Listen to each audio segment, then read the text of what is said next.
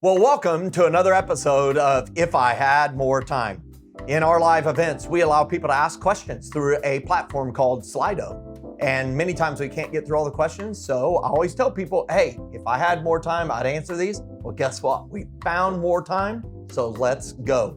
First question, if your primary residence, is it considered an investment? Knowing if you sell it, you have to buy or rent something else. I personally view my house as a bond investment. It grows really slowly in value in general, maybe 1% to 2% per year. I view it as a bond investment. Knowing that if you sell it, you have to buy or rent something else is true. However, many people that I've met will buy the house, they will have that quote forever house, but they have a plan to sell it and downsize as they move to and through retirement. And they can actually take the difference. They pay cash for the new house and put a bunch of it to work as an investment. Then it's truly become an investment. Great question. How do you find a mentor? You have eyes, you have ears. Use both of those senses. And I would also say you have a gut, intuition. And so as you see people that are winning with money, there's some telltale signs. And no, it's not that they carry a Gucci bag and wear Louis Vuitton stuff. It could be that, but it's rarely that. It's somebody that they have financial confidence and you just know it, and ask them to mentor you. So look around in your life. It could be a family member, an uncle, an aunt. It could be a brother, a sister, a parent. It could be somebody at your workplace. But the thing that I would encourage you to have is the boldness to ask them to help you and have good questions when they say yes. Next, my employer is willing to match my 401k contribution. What should I be contributing? At a minimum, enough to get the full match. That is rung number 3 of the fully funded life ladder. Pop it up real fast, right here. It's in my hand, see it? And rung number 3 right here, that is to contribute enough to your retirement plan to get the full match, or $100 a month, whichever is greater. Of course, you can see rung 6 says to increase it to 15% of your gross income. And rung number 8 is to go on to 30%. And you will be on your way, my friend, to multi-millionaire status. What app or system should I use to budget with my husband? You should use the Fully Funded Life system. As a member of fullyfunded.life, you can use all of our budget tools.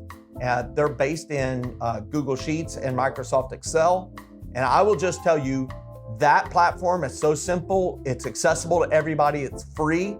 And you're able to prepare all of your spending. You plan your giving, your saving, your investing, and your spending before the month begins. And I will tell you, that will cause you to have relational conversations, life conversations, plans, hopes, and dreams conversations with your spouse. You'll be very glad you did. Great question. Why do things cost so much money? What causes inflation? Well, that's a great question. Why do things cost so much money? Well, it all boils down to the core materials. If you think about anything that we eat, somebody grew that. Somebody grew that, somebody produced that. It starts with the simple basics of what we call commodities. Fuel cost, right? Fuel cost, tractor cost, the basics of the cost of seed. Well, it takes land to produce that. It takes humans to produce that. It takes fuel, tractors to produce it. And it all starts there. If fuel costs are up, that's going to drive up the cost of energy. That's going to drive up the cost of the energy to produce the metal that produces the tractor, for the implements. The seed costs are therefore going to go up. That means the cost of producing that seed, which becomes grain, which becomes flour, which becomes the basic building blocks of feed for animals that we end up eating. All of it based on, if your commodity costs go up, everything else will go up. And that's what causes inflation. Also, people seem to want to earn more as time goes by. And so as a result, pay increases. As we pay people more money, well, guess what? The cost of goods goes up. Inflation. How to consolidate debt when you keep getting denied because of credit score and not much income. Well, the first step is to improve your credit score. How do you improve your credit score? Well, you pay your bills on time and you stop putting things on the credit card. Number 2, work on producing more income. How can you produce more income? How can you increase your skills, your education, your certifications so that you add more value to an employer, right? Your pay is directly proportional to the value you bring to the organization in achieving its mission and objectives and its profitability. And so how can you boost your income so that you can pay down your debt, improve your credit score, then you can consolidate your debt? What I would tell you in the meantime is stop applying for more debt. Get that credit score up, then apply. You can call your current providers of credit and ask them to lower the rate. The first person may say no, say, gee, that's too bad. I was really hoping for a better answer. Can I please speak with your supervisor? If you get to the supervisor, about 8 out of 10 people get their interest rate lowered. Try it, let me know how it works out for you. With zero debt, what is the best way to start investing with the best returns? It's a great question. I will just share what Warren Buffett says. I'm not a registered investment advisor, but what I do, I invest in S&P 500 index funds, Russell 2000 index funds, and various company stocks. And that's where I would encourage you to start. Warren Buffett, the great billionaire, the leader of Berkshire Hathaway, says the average person should start with investing in an S&P 500 index fund. Low fees and access to 500 different companies that comprise the American economy. Probably can't go wrong betting on the U.S. economy. How do you make money with raw land? Great question. Depends on where the land is and how fertile it is. If you're in the Midwest, make money with land by growing crops. How do you make money with raw land? You can also sell lots, building lots. You can develop it. I'm in the Southeast. I make money off my raw land growing trees. And growing those trees is a great way to do it. Many people who own patches of land, hundreds of acres, are able to sell carbon credits, where companies that produce carbon for the atmosphere actually will pay money to keep your trees so that you don't harvest the forest, so that it does carbon capture, and you can get paid for that, believe it or not. So you can make money with raw land the way many people have for years and years and years. Hold it forever and then sell it. Turns out, as inflation happens, it inflates the value of your property. And if it becomes valuable in that more people want to live near it, you can make a lot of money with raw land. Awesome. Is real estate still a good investment in today's economy?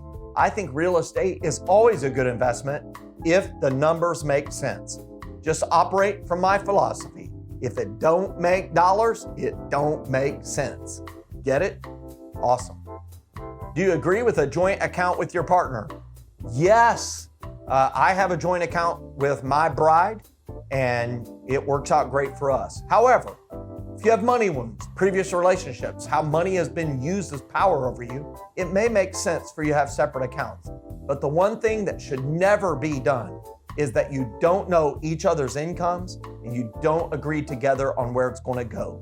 If you want to maximize your life together, you both need to know all the income and you'd agree together on where it's all going to go. And if that's the case and you're in lockstep on that side of things, you can have 283 bank accounts. Wouldn't recommend it for complexity's sake and simplicity's sake, but I think it is best if you have a joint account with your spouse.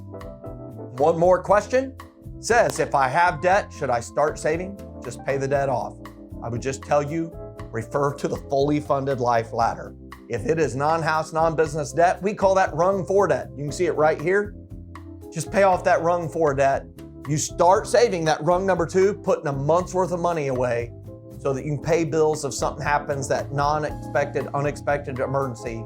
But after that, you get that starter investment account started, rung number 3, and then pound that debt, that non-house, non-business debt. Then, of course, you build your savings on up in rung number 5 to a minimum of 3 months worth of expenses. Hey, thanks for joining me one more time.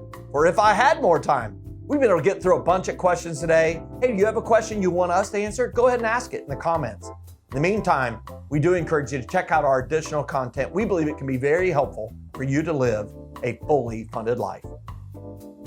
Hey everybody, Joe Sangl here. Thanks so much for watching this video. Hey, I encourage you to click the links that are provided to watch a lot of more helpful content that'll help you live your fully funded life.